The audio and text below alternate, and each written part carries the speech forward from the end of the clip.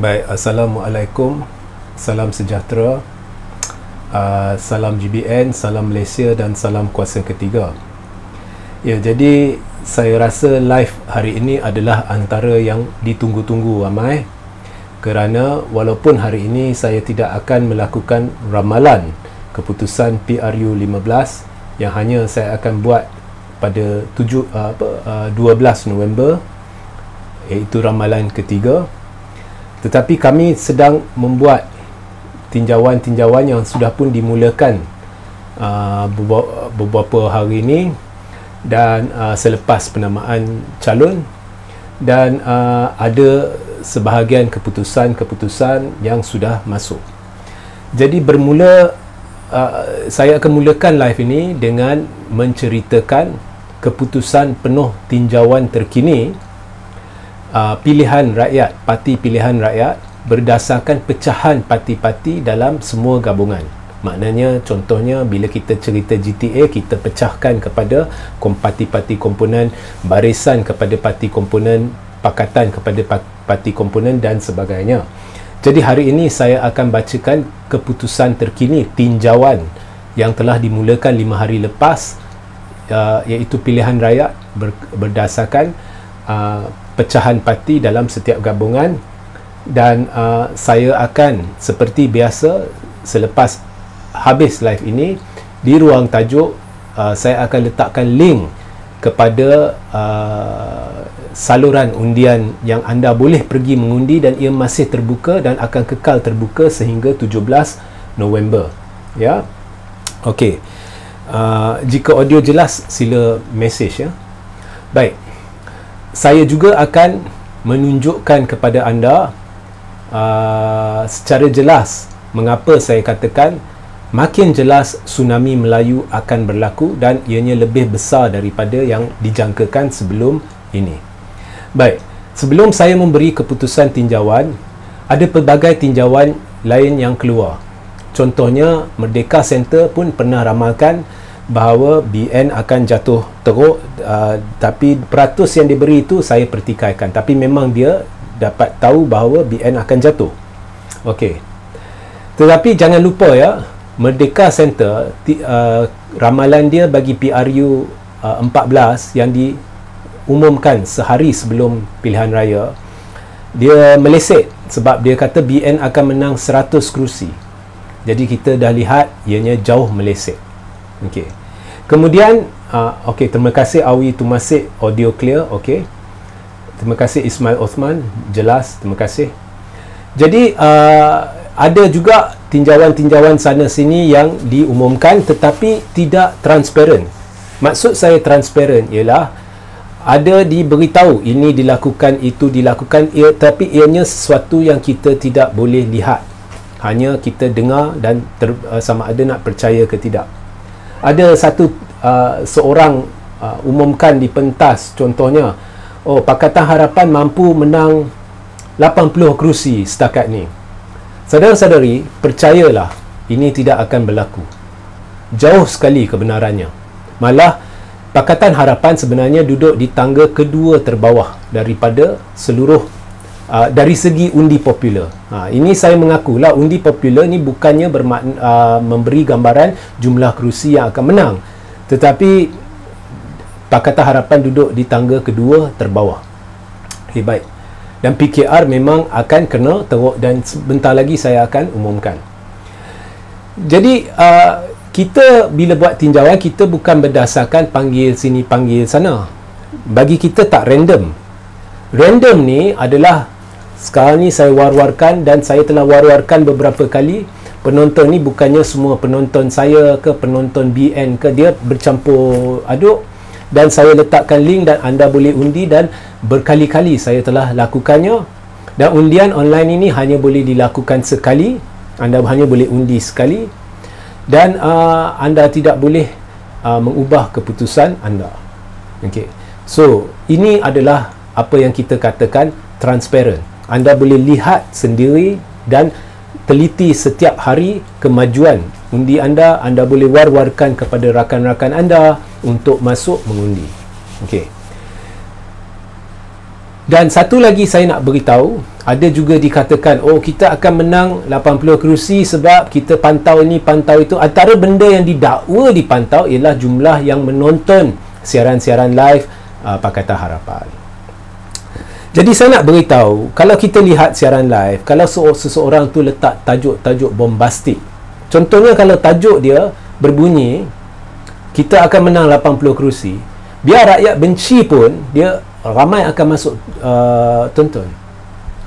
Ini tidak semestinya bermakna semua yang tonton itu adalah penyokong. Malah majoriti yang menonton dijangkakan orang yang terkejut.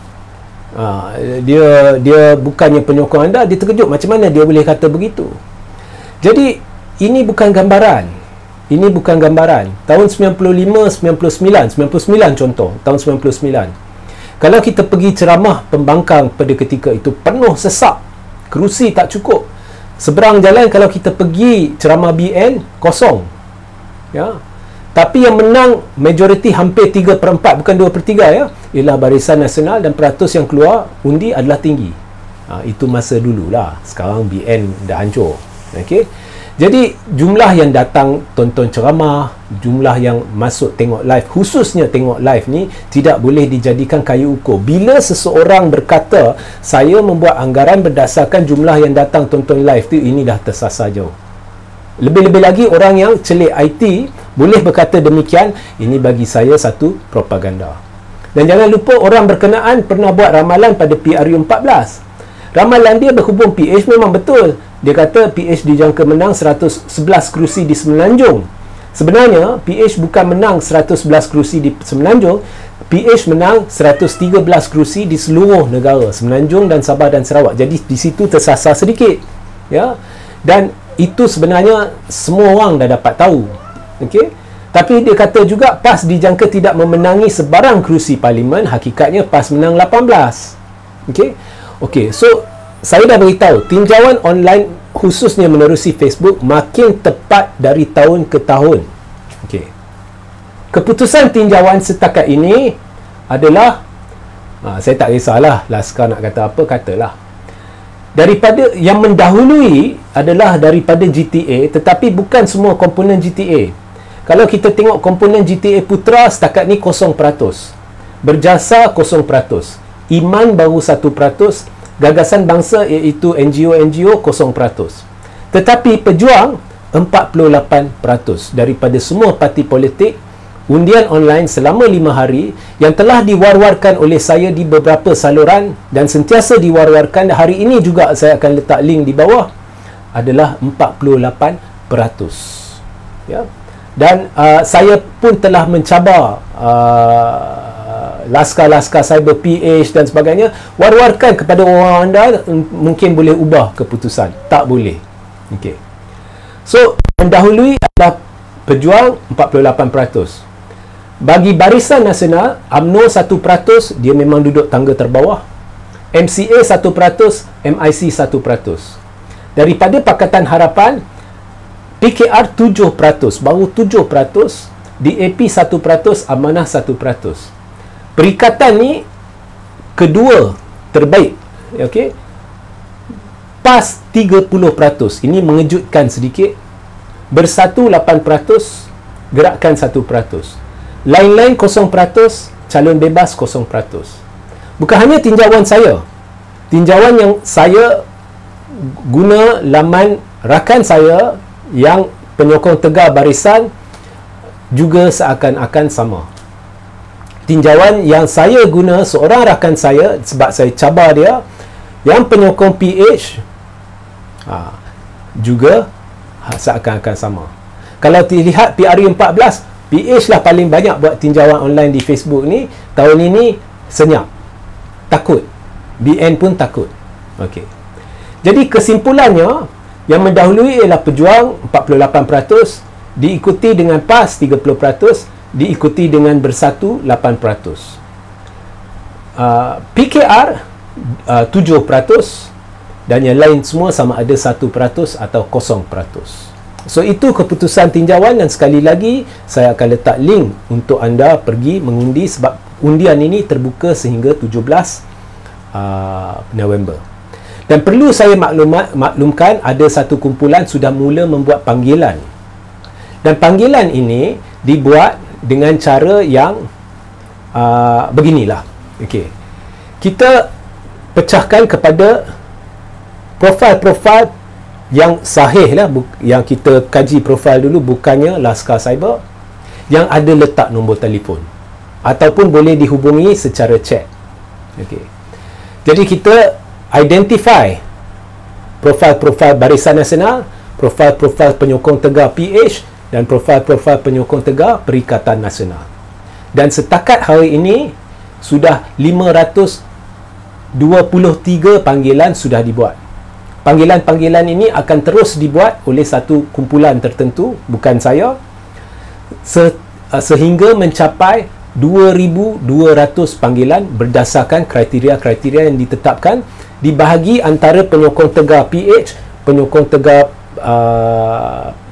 Barisan dan penyokong tegar Perikatan. Dan sama ada chat dengan pemilik akaun ataupun panggil terus menerusi Facebook chat, atau jika ada nombor telefon tertera, panggil.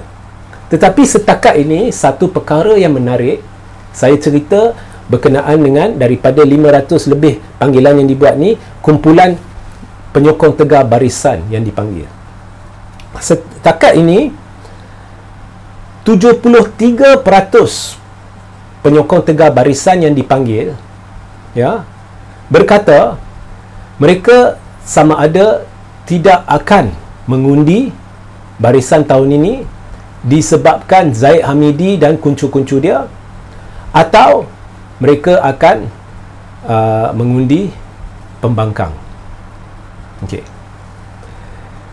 Dan kalau kita lihat penyokong tegar PH, majoriti yang dipanggil berkata tidak setuju dengan PKR, tidak setuju dengan Anwar Ibrahim. Kalau kita lihat Perikatan Nasional lebih cenderung ke arah PAS. Okey. Bersatu pun ada, tetapi PAS memang nampak. Jadi kalau kita lihat trend ni, dia lebih kurang mirip tinjauan yang dilakukan. Okey. Sekarang ni makin jelas tanda-tandanya akan berlaku tsunami Melayu. Cuma satu saya nak pesan kepada masyarakat Melayu Islam. Tsunami Melayu ini dari segi kemarahan terhadap Barisan dan sebagainya, semuanya nampak jelas. Kemarahan, tidak suka PKR nampak jelas. Tetapi adakah tsunami dari segi perasaan akan diterjemah kepada undi? Itu tanda soal. Sebabnya masyarakat Melayu Islam wajib keluar mengundi ramai-ramai, sebab menurut data lebih 80% pengundi Cina akan keluar mengundi. Jadi untuk memastikan tsunami Melayu dari segi perasaan tidak suka BN ataupun tolak PKR dan sebagainya diterjemah kepada undi, ianya perlu dilangsungkan menerusi proses anda keluar mengundi. Jika tidak, jangan menyesal kemudian. Ya. Sebab saya ulang, data menunjukkan lebih 80% pengundi Cina akan keluar mengundi. Saya mula-mula ada dengar data ini dan menerusi satu saluran berita, tapi saya kurang percaya. Jadi kita membuat keputusan untuk meninjau perkara ni. Setakat sekarang memang kita pun dapat lebih 80% orang Cina akan keluar mengundi. Jadi orang Melayu wajib keluar ramai-ramai. Jangan hanya berjihad di Facebook, lepas itu berjihad jadi keyboard warrior, tetapi bila sampai masa mengundi malah nak keluar mengundi. Kalau itulah kesudahannya, maka tsunami Melayu ni mungkin tidak dapat diterjemahkan sepenuhnya kepada tsunami undi Melayu. Okey. Jadi inilah salah satu tugas semua yang berkempen.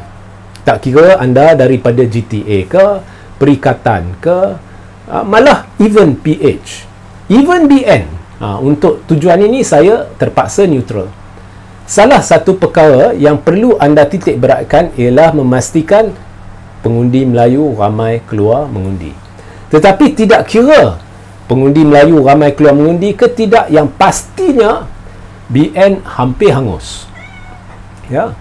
Dan PKR hampir hangus, tetapi PKR ni cerita lain.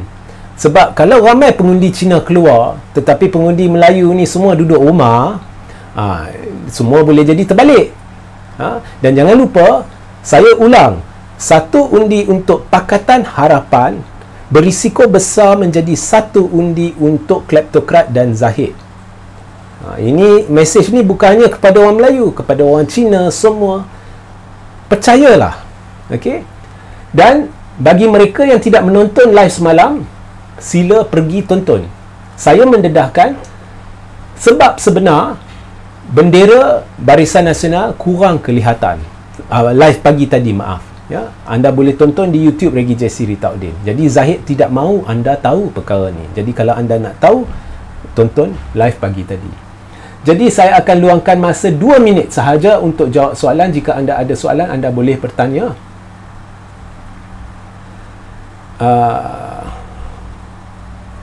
Okey, di ruang komen sekarang ni, Laskar Cyber PKR beribu-ribu profil palsu dan sebagainya. Dia meresap masuk ke dalam semua ruang komen dan tugasnya untuk tulis Anwar PM10 atau saya akan undi PH. Bila kaji ini semua Laskar. Jadi mereka akan merayap dalam page-page, termasuk page saya dan sebagainya, untuk berkempen untuk Anwar. Okey. Dan satu lagi, semua Laskar ni dikerah untuk serang Tun. Ya. Jadi mengapa serang Tun kalau Tun sah bukan ancaman? Kalau kononnya nak menang 80 kerusi. Ya. Kat situ anda boleh fikirlah. Okey. Anda boleh lihat sekarang pun Laskar dah masuk. Okey, Amro Ismail, tak kisahlah pecah undi ke tidak, yang penting pilihan rakyat hanya pada calon bebas GTA atau PN. Ini dah masuk. Ande Sivam, Anwar PM10. Dah masuk. Memang dari ni memang masuk lah. Okey.